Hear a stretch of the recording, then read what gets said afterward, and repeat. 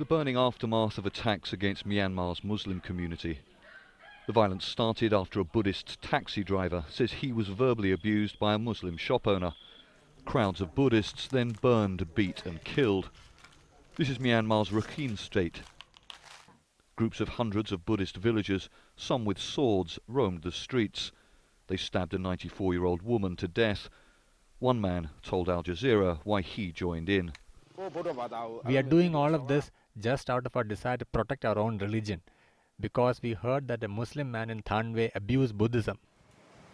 In one village, some say police stood by while the mobs moved through. The police are merely shooting into the air and not doing enough to prevent the violence. The sectarian clashes first broke out in June last year. More than 200 people have been killed since. Thousands have fled their homes. But not all Buddhists agree with the gangs.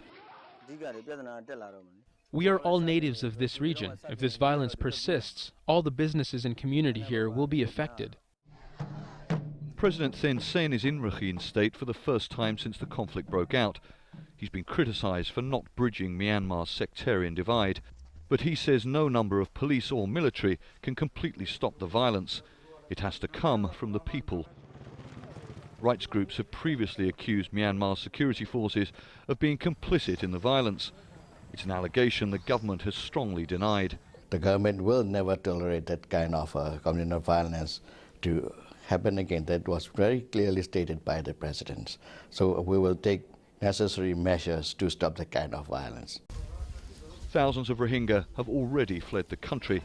These latest attacks have pushed yet more men, women and children into hiding, afraid for their lives in the forests and remote villages of western Myanmar. Charles Stratford, Al Jazeera.